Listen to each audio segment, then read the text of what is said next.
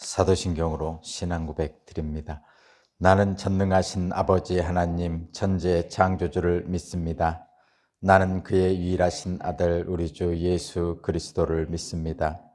그는 성령으로 잉태되어 동정녀 마리아에게서 나시고 본디오 빌라도에게 고난을 받아 십자가에 못 박혀 죽으시고 장사된 지 사흘 만에 죽은 자 가운데서 다시 살아나셨으며 하늘에 오르시어 전능하신 아버지 하나님 우편에 앉아 계시다가 거기로부터 살아있는 자와 죽은 자를 심판하러 오십니다. 나는 성령을 믿으며 거룩한 공교회와 성도의 교제와 죄를 용서받는 것과 몸의 부활과 영생을 믿습니다. 아멘. 찬송가 491장입니다. 491장.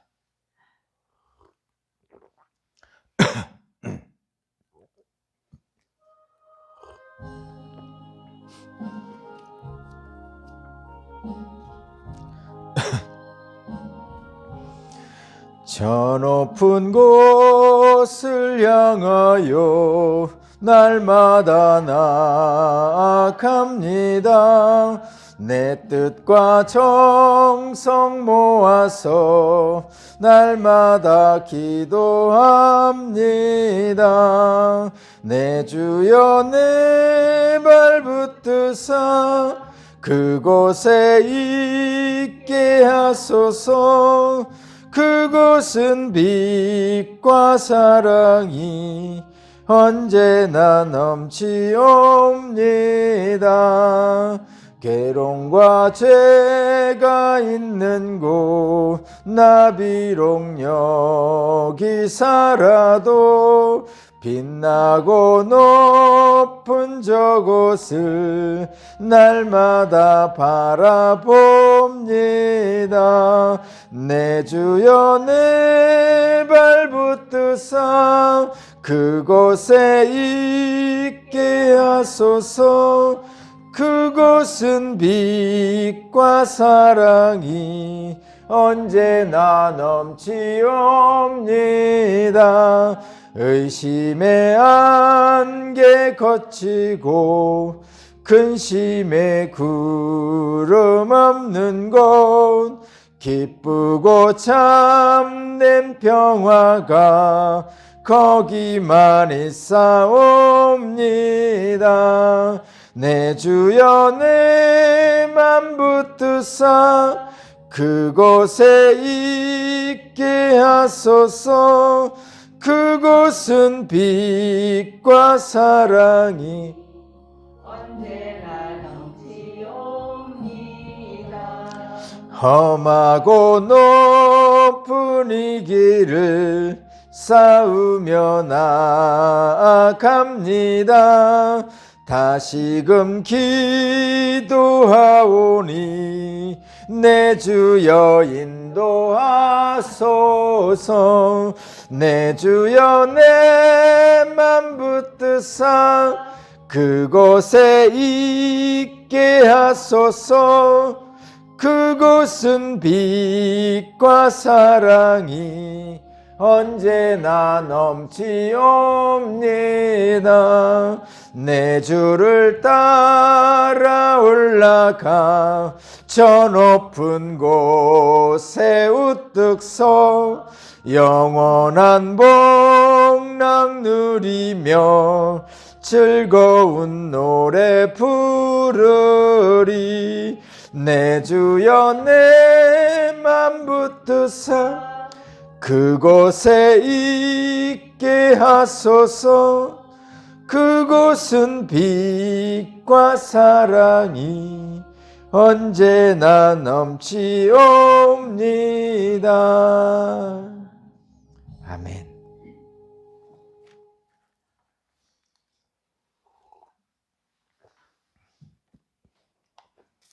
오늘 신하나님 말씀은 디모데후서입니다. 오늘은 디모데후서를 하겠습니다. 앞으로 한 2, 3일간, 3, 4일간 디모데후서 하겠습니다.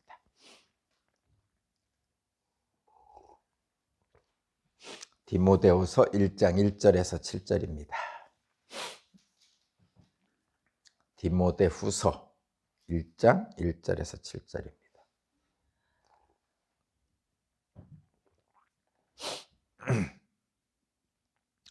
디모데후서 1장 1절에서 7절까지 말씀을 제가 봉독하겠습니다. 하나님의 뜻으로 그리스도 예수 안에 있는 생명의 약속에 따라 그리스도 예수의 사도가 된 나 바울이 사랑하는 아들 디모데에게 이 편지를 씁니다. 하나님 아버지와 우리 주 그리스도 예수께서 내려주시는 은혜와 자비와 평화가 그대에게 있기를 빕니다. 나는 밤낮으로 기도를 할 때 끊임없이 그대를 기억하면서 하나님께 감사를 드립니다. 나는 조상들을 본받아 깨끗한 양심으로 하나님을 섬깁니다. 나는 그대의 눈물을 기억하면서 그대를 보기를 원합니다. 그대를 만나봄으로 나는 기쁨이 충만해지고 싶습니다. 나는 그대 속에 있는 거짓 없는 믿음을 기억합니다. 그 믿음은 먼저 그대의 외할머니 로이스와 어머니 유니게 속에 깃들여 있었는데 그것이 그대 속에도 깃들여 있음을 나는 확신합니다. 그런 이유로 나는 그대를 일깨워서 그대가 나의 안수로 말미암아 그대 속에 간직하고 있는 하나님의 은사에 다시 불을 붙이게 하려고 합니다. 하나님께서는 우리에게 비겁함의 영을 주신 것이 아니라 능력과 사랑과 절제의 영을 주셨습니다. 아멘.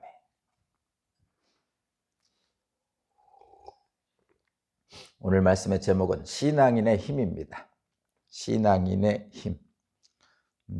신앙의 힘, 신앙의 능력 뭐 이렇게 제목을 잡을 수도 있었지만 신앙인의 힘으로 제목을 잡겠습니다. 디모데후서인데 이제 디모데후서 끝나고 나면 다시 욥기로 들어가겠습니다. 욥기 중간까지 하고 우리 하박국 구약성의 하박국을 하고 이제 신약의 디모데후서를 합니다. 사실 연장선상에 있는 것은 뭐냐면 믿음의 성장입니다. 욥기도 그렇고 하박국도 그렇고 이 디모데후서도 그렇고 믿음의 성장을 이야기하고 있습니다. 여기서 말하는 믿음의 성장은 믿음으로 믿음에 이르나니 할 때 그 뒤에 있는 믿음입니다.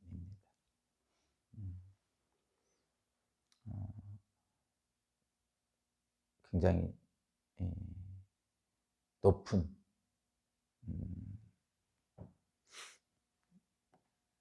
좀 더 한 단계 높은 신앙의 경지를 이야기하고 있는 것이죠.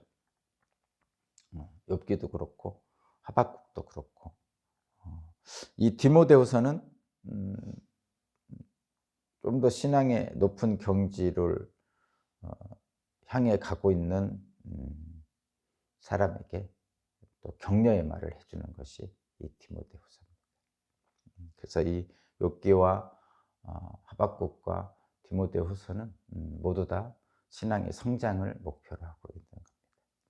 그런 의미로 신앙이 성장한 사람들, 성장한 신앙인들, 신앙인의 힘이라고 그래서 제목을 잡았습니다.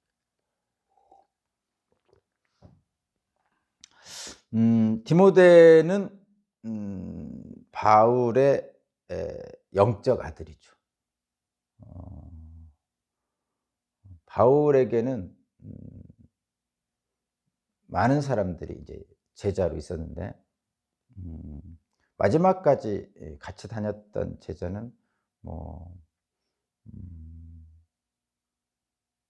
여러분도 잘 아시는 뭐 브리스길라 아굴라도 있었고 의사였던 누가도 있었고 이제 디모데는 이제 바울이 했던 일을 이제 말하자면 말씀을 전하는 일, 복음을 전하는 일을 이제 맡겼던 일종의 그 뭐죠?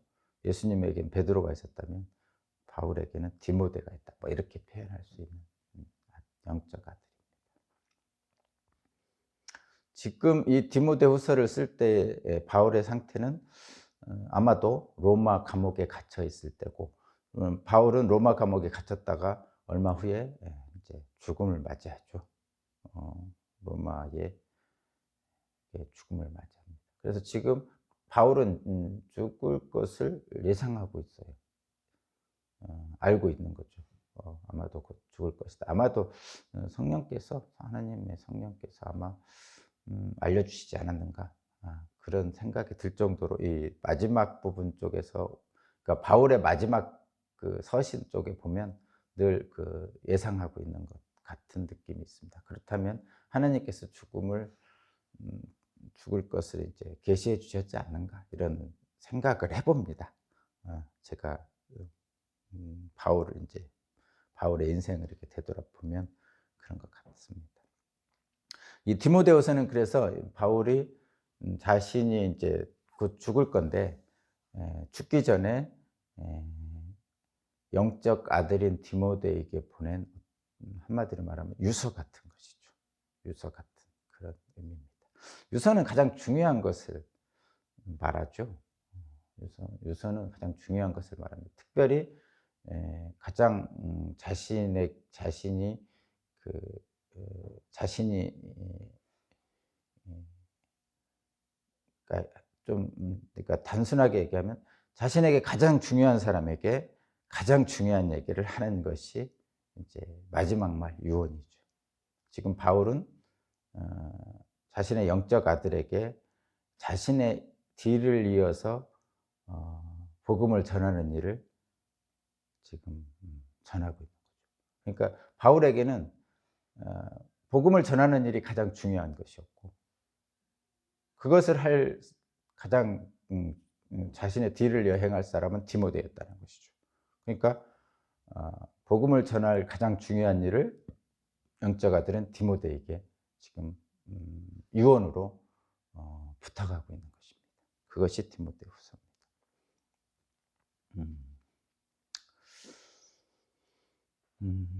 그래서 이 영적 아들 디모데를 기본적으로는 모든 기도의 처음에는 그렇듯이 영적 아들 디모데를 축복하고 있죠. 편지의 처음은 대부분 축복인데 특별히 축복하고 있는 느낌이 듭니다. 한번 읽어볼게요. 2절, 사랑하는 아들 디모데에게 편지를 씁니다. 하나님 아버지와 우리 주 그리스도 예수에 주시는 은혜와 자비와 평화가 그대에게 있기를 빕니다. 이것은 모든 그리스도인들에게 주는 그 바울 사도의 선포입니다. 모든 그리스도인들에게 하나님과 예수님이 주시는 은혜와 자비와 평화가 있게 해 주시기를 기도하는 것이죠. 당연히 영적 아들인 디모데에게도 그런 축복을 빌어주고 있습니다. 이제 여기서 이제 3, 4, 5절 이쪽을 보면, 이 전체적인 내용에서 보면 바울이 디모데에게 부탁하는 것은, 부탁하고 또 이런 것을 보면 그러니까 이런 것이죠. 다메섹 도상에서 부활의 예수님을 만났잖아요. 그리고 나서 바울은 이전의 삶과 이후의 삶이 완전히 달라졌잖아요. 바울이 받은 복음의 비밀을 자신의 제자들을 통해서 세상에 전했죠. 그래서 바울의 제자들이 있었고, 대표적인 게 디모데인데 있었고, 그 복음을 소아시아 지방과 로마까지, 땅 끝까지 전하는 것이 바울의 그 사명이었죠. 그리고 그 일을 하다가 죽었습니다. 근데 그 일을 하는 바울의 그 심정, 그러니까 제자들에게, 디모데를 비롯한 모든 제자들은 성도라고 생각하면 됩니다. 제가 왜 이 얘기를 하냐면, 이런 마음으로 저도 여러분에게 설교를 하고 목회를 하고 있다는 마음이 있죠. 물론 제가 바울 사도 같은 능력과 그분 같은 복음의 비밀과 바울 같은 엄청난 그런 믿음을 가지고 있지는 않지만, 사역자로서의 자세는, 마음은 똑같다는 얘기를 드리려고 그럽니다. 한번 비교라기보다는 좀 적용해서 한번 읽어보겠습니다. 감히 적용해서 읽어보겠습니다. 바울이 제자인 디모데, 바울이 성도를 대하는 마음을 얘기하는 거예요. 3절, 나는 또 저도 마찬가지입니다. 나는 밤낮으로 기도를 할 때 끊임없이 그대를 기억하면서 끊임없이 성도를 기억하죠. 하나님께 감사드립니다. 하나님께 감사드리죠. 나는 조상들을 본받아 깨끗한 양심으로 하나님을 섬깁니다. 믿음의 선조들을 그랬듯이 깨끗한 양심으로 하나님을 섬기죠. 100% 깨끗한 양심, 모든 것이 다 깨끗하다 이런 의미는 아닐 거예요. 최선을 다해요. 이런 의미겠죠. 믿음의 선조들을 본받아서 히브리서 11장에 있는 믿음의 선조들을 본받아서 최선을 다해서 하나님을 섬기죠. 바울이 그리했습니다. 나는 그대의 눈물을 기억하면서 그대를 보기를 원합니다. 힘들겠죠. 디모데도 힘들었겠을 거예요. 그리고 디모데 개인적인 일로도 힘들고, 디모데가 바울의 그 보냄을 받아서 각 교회에 가서 사역할 때도 힘들었을 겁니다. 그런 것들을 다 알죠. 바울도 알고 그렇습니다. 그래서 바울이 디모데를 보기를 원하죠. 그대를 만나봄으로 나는 기쁨이 충만해지고 싶습니다. 가장 충만한 기쁨이 바로 이런 기쁨이죠. 바울은 스승으로서 영적 아들 디모데를 만날 때 가장 큰 기쁨이 있죠. 저를 가르쳐 주신 신학대학교 교수님도 요즘도 저를 보면, 우리를 보면, 제자들을 볼 때 제일 행복해 하십니다. 저도 마찬가지겠죠. 믿음을 잘 지키고 사는 저와 함께 했던 성도들을 보면 가장 기쁨이 충만합니다. 실제입니다. 5절, 네, 거기까지고 3, 4절이 이제 바울이 디모데를 생각하는 그 목회의 마음을 얘기한 거고요. 그 다음에 5절은 한번 읽어볼게요. 5절 먼저. 나는 그대 속에 있는 거짓 없는 믿음을 기억합니다. 그 믿음은 먼저 그대의 외할머니 로이스와 어머니 유니게 속에 깃들여 있는데 그것이 그대 속에도 깃들여 있음을 나는 확신합니다. 이렇게 표현하고 있죠. 이 거짓 없는 믿음이 디모데에게 있음을 확신하는데 그것이 그 안에 원래 있었어요. 하나님의 형상을 닮은 자에게는 그런 거짓 없는 믿음이 다 있습니다. 그 거짓 없는 믿음을 일깨워주고 또 발현하도록 만드신 분은 할머니, 어머니였다고 이렇게 얘기하죠. 거기 보세요. 그 거짓 없는 믿음은 외할머니 로이스에게도 있었고 어머니 유니게 속에도 깃들여 있었다. 이렇게 표현이죠.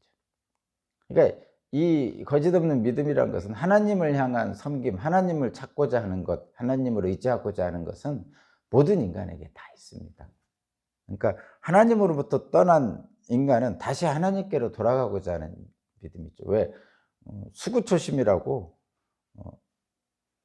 고향을 그리워하는 거하고 비슷해요. 그래서 우리 하나님 나라를 본향이라고 그러죠. 그리고 이 땅에 사는 지금을 나그네라고 하는 것도 그렇습니다. 고향을 그리워하잖아요. 그런 것처럼 우리들의 모든 인간에게는 하나님으로부터 떨어져 나왔거든요. 그래서 하나님께로 다시 돌아가고 싶은 마음들이 다 있는 거죠. 그것이 거짓 없는 믿음입니다. 근데 그 믿음이 외할머니 로이스와 어머니 유니게로부터 이렇게 전해져 온 거죠. 전해져 왔다는 것은 속에 있는 것을 이렇게 외할머니하고 어머니가 그 거짓 없는 믿음이 밖으로 드러나서 행위를 했을 거 아니에요. 그것을 이 디모데도 보고 자랐다는 것이죠. 그래서 이 디모데가 젊어서 바울을 만났을 때 그 거짓 없는 믿음이 나타남으로써 바울을 알아볼 수 있었던 것이죠. 그래서 과연 자녀에게 물려줄 것이 무엇이 있는가? 자녀에게 물려줄 것이 무엇이 있는가? 그렇게 고민을 해본다면, 부모가 자녀에게 물려줄 것이 무엇이 있는가 고민을 해본다면, 물론 재산 뭐 물려주십시오. 많이 있으면 많이 물려주시고, 뭐 상속세가 엄청나지만 상속세 내고 물려주시면 되겠죠. 지위, 옛날에는 신분을 지위했잖아요. 그죠? 신분. 뭐 서양에서는 뭐 공작, 백작 뭐 이런 자기를 후손들이 물려받고, 지금도 영국이나 이런 나라는 그 자기를 물려받습니다. 그리고 왕이 있으면 왕의 자식이면 그냥 왕자 또는 왕위를 물려받죠. 그건 지위를 물려받는 거고요. 뭐 공작의 자녀면 공작 또는 자기 남작, 백작 뭐 이런 것도 그냥 그 자식이 물려받습니다. 뭐 특별히 공이 없어도 그 지위 물려주십시오. 뭐 물려주세요. 지식 많이 가르쳐야죠. 그죠? 뭐 왕의 지위를 물려받을 때는 왕의 교육을 받죠. 공작, 백작, 남작 이런 자기를 받은 사람들은 그 자기를 받은 자의 진짜 일을 하기 위한 지식을 배우게 되어 있습니다. 뿐만 아니라 세상을 살아가려면 지식을 배워야 되죠. 뭐 과학, 의학, 법학, 뭐 사회학, 심리학, 학문적 지식을 배워야 됩니다. 가르쳐야 됩니다. 안 가르치면 온전한 삶을 살기 어렵습니다. 그러니까 세상의 안에서 살기 어렵다는 것이죠. 혼자 살 거면 그런 지식을 배우지 않아도 되지만 가르쳐야 됩니다. 그래서 재산, 지위, 지식 뭐 여러분들이 자녀에게 물려줄 것들이 많이 있죠. 물려주십시오. 물려주십시오. 그런데 그것보다 더 중요한 것이 있다는 거죠. 뭐 여러분 당연히 예측하는 거죠. 신앙이라고 말씀드리는 거예요.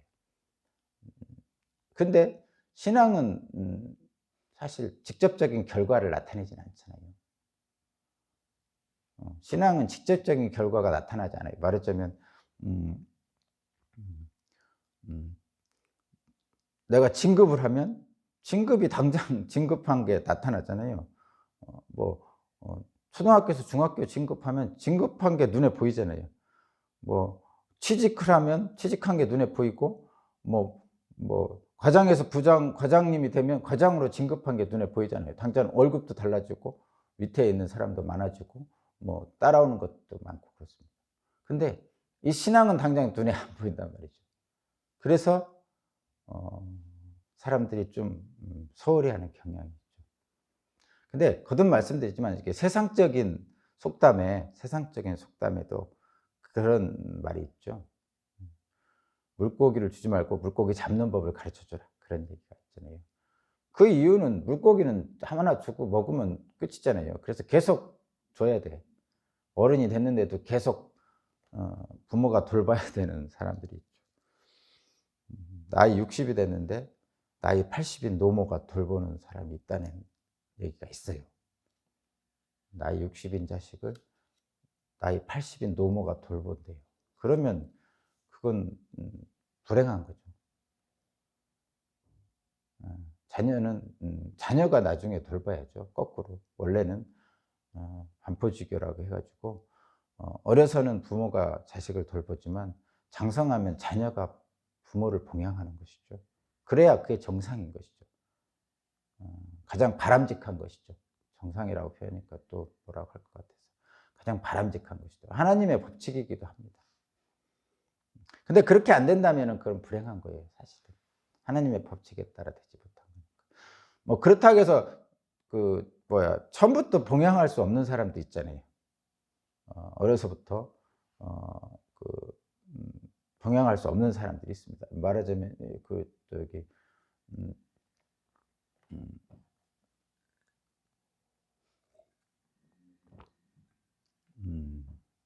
처음부터 아파서 몸을 움직이지 못하는 게 태어난 사람들도 있죠. 말하자면 중증 장애 뭐 이런 사람들을 보러 얘기하는 건 아니죠. 자신에게 주어진 능력 속에서 할 수 있는데도 불구하고 그렇게 하지 않는 경우, 못하는 경우, 못하게 큰 경우 이런 경우를 얘기하는 거예요. 그래서 자녀에게 부모가 물려줄 것이 뭐냐? 재산, 지위, 지식, 물론 좋은 것이죠. 물려주십시오. 뭐 하지 말라는 얘기 아닙니다. 그러나 물고기만 계속 주면 자녀 스스로 할 수 있는 장성한 어른이 되지 못하기 때문에 물고기를 잡는 법을 가르쳐 줘야 됩니다. 어떤 사람은 이 지위가 물고기 잡는 법 아니냐, 재산이 물고기 잡는 법 아니냐, 또 좀 더 나가면 지식이 물고기 잡는 법 아니냐, 이렇게 얘기하는데 그거는 직접적인 거라니까요. 실제로 물고기 잡는 법 같지만 실제로는 직접적인 거예요. 진짜 물고기 잡는 법은 뭐 그물을 만들 수 있다든가, 배를 몰 수 있다든가, 노를 젓는 방법, 그다음에 뭐 방향을 어떻게 설정하고, 이런 정말 다양한 것이죠. 근데 그런 그 배를 주는 게 물고기 잡는 법입니까? 아니라니까요. 그 뭐냐면 순간순간의 판단 능력을 얘기하는 거예요. 그러니까 여기 순간순간의 판단 능력에는 감정이 있고요, 지적인 능력이 있고요, 올바른 것을 선택할 수 있는 능력 같은 것도 있는 거죠. 그러니까 세상을 살다 보면 다양한 것을 경험하잖아요. 어떤 때는 이럴 때도 있고, 어떤 때는 저럴 때도 있고, 어떤 때는 다를 때도 있고, 뭐 배가 인생의 항해를 하다 보면은 어떤 때는 날이 좋을 때도 있고, 비가 올 때도 있고, 흐릴 때도 있고, 안개가 꼈을 때도 있고, 파도가 칠 때도 있고, 잔잔할 때도 있고, 또는 알지 못하는 어떤 곳에 갈 때도 있고, 물고기를 아는 걸 잡을 때도 있고, 모르는 걸 잡을 때도 있고, 또는 물고기가 공격할 때도 있고, 또는 다른 어떤 일이, 수없이 많은 일들이 벌어진단 말이죠. 그 매 순간에 다 정답이 있는 건 아니죠. 그런데 그 매 순간에 대처할 수 있는 능력이 바로 물고기 잡는 법이죠. 어떤 순간, 어떤 경우, 어떤 상황이 오더라도 그 상황과 그 조건에 적절한 생각과 판단으로 행할 수 있게 하는 것이죠. 그것이 물고기 잡는 법이고요. 그것이 가장 중요한 것이죠. 그래서 자녀를 내보내잖아요. 독립시키잖아요. 독립시킬 때 무엇이 가장 중요합니까? 모든 조건을 갖춰주죠. 재산, 지위, 뭐 지식 다 해서 내보내잖아요. 근데 제일 중요한 건 뭐예요? 어떤 상황과 순간 속에서도 올바른 판단으로 나아갈 수 있는 일이 중요한 거죠. 그것이 뭐냐? 기준이 있는 거예요. 기준. 성경에서는 기독교인들은 하나님이죠. 하나님을 믿는 신앙, 하나님을 경외하는 마음, 하나님에 대해 겸손한 거예요. 그래서 하나님을 경외하는 것이 지혜의 근본이라는 거죠. 그러니까 세상을 사는 지혜를 말하는 겁니다. 인간에게 남겨준 하나님의 지혜죠. 그러니까 어려서부터 하나님과 만나 교제하는 것을 이 디모데는 에조모 어머니로부터 받은 거예요. 그래서 젊었을 때 20대 때 바울을 보고 깨달은 거죠. 알게 된 거죠. 정말 중요한 게 무엇인가를 느끼는 거고, 그래서 알기 때문에 바울과 같이 다니고 2000년이 지난 지금도 디모데라는 이름이 우리에게 지금도 회자되고 있잖아요. 엄청난 사람이죠. 엄청난 사람. 그것은 어려서부터 하나님과 교제하는 법을 외할머니와 할머니한테 배운 거죠. 그러니까 부모가 자녀에게 물려줄 것, 재산, 지위, 지식, 그 이상의 근원적인 복을 누릴 수 있는 능력을 물려줘야 되는 거죠. 그것이 하나님을 경외하는 것이고, 그 하나님을 경외를 통해서 모든 것을 더하시는 하나님의 은총을 받을 수가 있는 것이죠. 제가 높아심에서 한 가지만 예를 더 들고 갈게요. 오병이의 기적 있잖아요. 오병이의 기적. 오병이의 기적을 보면 그 요한복음 6장 쪽에 있는데 6장 26절이라고 그러는데, 예수님께서 오병이의 기적을 일으킨 후에 떠나가시죠. 근데 사람들이 막 몰려옵니다. 그러니까 예수님께서 하는 말씀, 떡을 먹고 배부른 까닭에 쫓아오는구나 하고 도망가십니다. 여기에 우리들은 좀 깊은 그 성찰이 필요합니다. 왜 예수님이 오병이어 그 엄청난 기적을 해놓고 뒤따라오는 사람들한테, 그 무리들한테 떡을 먹고 배부른 까닭에 오는구나 하면서 도망가실까요? 떡을 먹고 배부른 까닭에 오지 말고 오병이어 기적을 통해 이루어진 그 현장, 배고픈 자에게 먹을 것을 주고 다리 저는 자를 대접해 주고 눈먼 자를 눈뜨게 하고 병자들이 일어나고, 그런 현실, 현장, 하나님의 아들이 있는 그곳, 하나님 나라를 봤어야 되는 거죠. 떡만 보고 쫓아온다는 거예요, 지금 예수님은. 그러니까 도망가는 거죠. 우리 기독교인들도 그런 떡만 보고 쫓아가는 예수님을 쫓아가면, 떡만 보고 예수님을 쫓아가면 예수님이 도망가십니다. 그거를 이제 얘기하는 거죠. 자녀에게 물려줄 것이 무엇이냐?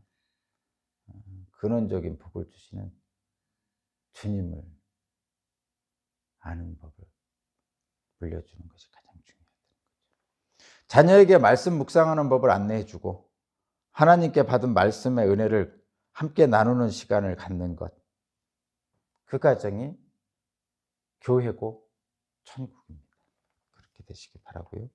그다음에 마지막으로 6절부터 7절 말씀은 하나님이 주신 은혜에 힘입어 신앙생활을 하라고 디모데에게 간절히 간구하면서 요청하고 하나님께 기도하고 있습니다. 6절, 이런 이유로 나는 그대를 일깨워서 그대가 나의 안수로 말미암아 그대 속에 간직하고 있는 하나님의 은사에 다시 불을 붙이게 하려고 합니다. 그러니까 모든 사람에게는 하나님의 형상을 닮은 모습이 있단 말이에요. 하나님을 섬기려고 하는 마음이 있단 말이에요. 그것을 외조모하고 어머니가 디모데에게 일깨워줬어요. 그것을 다시 한번 바울을 만나서 더 크고 깊고 분명하고 확실하게 일깨움을 받습니다. 그래서 바울은 디모데에게 그것을 더 분명하게 보여주려고 애를 쓰죠. 하나님의 은사를 다시 한번 확인하게 하려고 합니다. 그리고 그렇게 해서 바울의 뒤를 이어서 복음을 전하는 후계자로 삼으려고 하는 거죠. 그러면서 분명하게 말씀합니다. 7절, 하나님께서는 우리에게 비겁함의 영을 주신 것이 아니라 능력과 사랑과 절제의 영을 주셨습니다 라고 말씀하죠. 하나님이 디모데에게 주신 은사 또는 하나님의 파워를 가지고 주어진 일을 하라는 거죠. 그것이 디모데에게 주는. 근데 여기에서는 분명히 바울이 디모데에게 주는 이 말씀이 모든 믿음의 사람들에게 주는 말씀입니다. 그래서 신앙인의 힘이라고 제목을 잡은 거죠. 신앙인의 힘이 여기에서 주어지고 있습니다. 하나님께서는 우리에게 비겁함의 영을 주신 것이 아닙니다. 비겁함, 두려움. 우리 인간은 기본적으로 다 두려움이 있습니다. 한마디로 말하면 엄마 품을 떠난 어린아이는 기본적인 두려움이 있습니다. 그렇죠.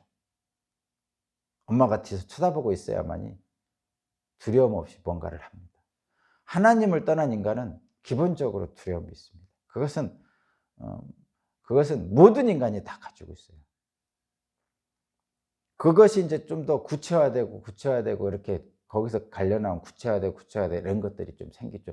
그것이 이제 갈려나오면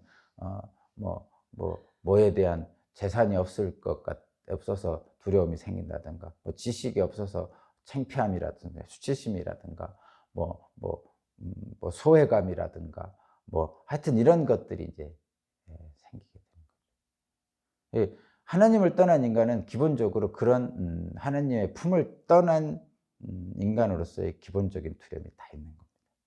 근데 하나님은 우리에게 그런 두려움을 주시는 분이 아니죠. 그런 두려움을 주는 분이 아니죠. 하나님은 우리에게 내가 너와 함께 있다고 늘 말씀하시는 거죠. 이 땅에 사는 인간에게. 그래서 돌아온 탕자는 아버지 품에 안겨서 평안을 느끼는 거죠. 그러면 두려움이 있으면요, 사람들이 비겁해져요. 그러니까 어떤 사람이 악한 행동을 좀 비겁한 행동을 할 때 왜 그러나 이렇게 잘 살펴보면요, 그 사람 두려워서 그래요. 대부분. 그 비겁한 행동하는 사람들 있잖아요. 당연하죠. 저도 마찬가지예요. 저도 마찬가지예요. 누군가가 다투고 있어요. 그러면 못 본 척하고 가잖아요. 왜 그렇죠? 그거 연루돼 가지고 괜히 불똥 튈까 봐 그런 거예요. 그 비겁한 행동이죠. 근데 그게 뭐냐면 불똥 튈까 봐 두려워서 그런 거예요. 내게 손해가 날까 봐 하는 것이죠. 근데 모든 사람이 그런 두려움이 있어요. 그래서 어떤 분은 과감하게 용기를 가지고 뛰어드는 사람이 있죠. 대단한 사람이죠. 뛰어들어 용기를 가지고 그 분쟁에 해결하려고 들어가는 것은 하나님의 순수함이 있다면 대단한 거고, 자신의 또 다른 욕망이 있다면 그것은 포장된 용기죠. 포장된 용기. 어쨌든 두려움이 있으면 비겁함이 생깁니다. 그런데 하나님께서는 우리에게 그런 두려움으로부터 나오는 비겁함을 주시려는 것이 아니고, 여기 말씀한 것처럼 능력과 사랑과 절제의 영을 주신다는 거죠. 그러니까 성령께서 우리에게 역사하는데 능력을 주시고 사랑을 주시고 절제를 주시는 거예요. 그래서 여기서 말하는 능력, 사랑, 절제는요, 인간 스스로는 할 수 없어요. 왜냐하면 하나님을 떠난 인간은 불안하거든요. 두렵거든요. 그래서 비겁하기 마련이에요. 그래서 누군가를 우리가 사랑의 능력, 그냥 단순하게 얘기해요. 여기 능력, 사랑, 절제 이렇게 했는데, 사랑의 능력은 하나님이 주신 거죠. 그러니까 하나님이 나를 사랑하듯이 내가 다른 사람을 사랑하는 거죠. 그러니까 하나님이 나를 사랑한 것처럼 내가 다른 사람을 사랑하라. 그러니까 내가 너희를 사랑한 것처럼 너희도 다른 사람을 이웃을 사랑하라. 이렇게 하나님이 말씀하셨잖아요. 그러면 원래 나의 마음속에는 하나님의 형상을 닮은 것이 있지만 스스로는 그것을 발현할 수가 없단 말이에요. 그래서 하나님의 사랑을 경험하면 내 속에 있는 하나님의 사랑으로 사랑을 할 수 있는 거죠. 그래서 인간 스스로는 사랑할 능력이 없습니다. 원수를 사랑할 수 없잖아요, 기본적으로. 근데 예수님은 원수를 사랑하라고 그러잖아요. 그럼 어떻게 하면 원수를 사랑합니까? 사랑의 원자탄 손양원 목사님처럼 어떻게 하면 원수를 그것은 손양원 목사님의 능력이 아니다는 거죠. 마찬가지로 우리가 뭔가를 행했어요. 사랑의 능력이 있었고 절제를 했어요. 성령의 9가지 열매를 행했어요. 그러면 그것이 내 능력이냐? 아니죠. 하나님이 주신 것, 성령이 주신 능력입니다. 그래서 어떻게 해야 되죠? 하나님의 능력을 받아서, 하나님의 사랑을 받아서, 하나님의 절제의 영을 받아서 우리는 성령의 9가지 열매를 행할 수 있을 때 굉장히 축복을 받죠. 그래서 내가 하는 것이 아니고 내 안에 사람이 하는 겁니다. 내가 하는 거였으면 내가 그 사랑을 해놓고 봉사와 헌신을 해놓고 대가를 바랄 수가 있겠죠. 근데 내가 하는 게 아니라 하나님이 주신 내 안에 사랑으로 헌신과 봉사를 하는 거예요. 그래서 내 안에 사랑이 하는 거지 내가 하는 것이 아니기 때문에 우리는 헌신과 봉사를 통해서 뭔가를 대가를 요구할 수가 없는 거예요. 그것이 신앙인의 힘입니다. 대가를 요구하지 않기 때문에 비겁하지 않습니다. 대가를 요구하는 것은 비겁한 거예요. 불안한 거예요. 그러니까 대가를 요구하는 거예요. 한마디로 말하면 이런 거죠, 여러분. 늘 하나님의 이 말씀은 인간적인 대표적인 예를 드는 게 부모 자식 간이죠. 부모를 우리가 처음부터 낳고 키울 때는 대가를 절대 안 바라죠. 그냥 그 자체가 기쁨이고 즐거움입니다. 부담이잖아요. 사실 헌신해야 되고 아기에게 모든 걸 헌신해야 됩니다. 내 몸을 나눠준 나의 삶의 거의 대부분을 자녀에게 주잖아요. 그러면서도 실제 온전하게 온전한 부모의 마음은 거기에서 대가를 바라지 않습니다. 근데 나중에 늙으면 이놈들이 좀 자기들의 힘이 세졌으니까 나중에 늙은 나를 좀 도와줬으면 좋겠는데 이런 마음은 가질 수가 있겠지만 당장 갓난아기를 키우는 엄마는 그 아이한테 보상을 바라지 않죠. 그냥 빵긋 웃어주면 그게 보상인 거죠. 우리 안에 있는 사랑도 마찬가지예요. 내가 사랑을 하는 것이 아니고 하나님이 주신 내 안에 있는 사랑이 사랑하는 거기 때문에 우리는 거기에서 대가를 바랄 수가 없어요. 대가를 안 바라는 사랑이 사랑이죠. 대가를 바라는 사랑은 사랑이 아닙니다. 부모님의 사랑이 그래서 바다와 같은 은혜라고 하는 거죠. 그것이 그래서 숭고하고 거룩한 것입니다. 그리고 그렇게 사랑할 때 대가는 이미 받았어요, 사실은. 대가를 받았다 하니까 좀 어폐가 있는데 이미 그렇게 사랑할 수 있음 자체가 하나님의 보상입니다. 진짜로. 그러면 정말 그 보상을, 하나님의 그런 하늘의 보상을 받아본 경험이 있는 사람은 그 충만함에 기쁘죠. 그런 것이죠. 신앙인의 힘입니다. 오늘 또 이런 신앙인의 힘이 저와 여러분에게 성령께서 역사하셔서 내가 더 사랑하고 내가 먼저 사랑하는 기쁨 충만한 하루가 되시기 바랍니다. 하나님 감사합니다. 주님의 말씀대로 사랑하며 살겠습니다. 예수 그리스도 이름으로 기도합니다. 아멘.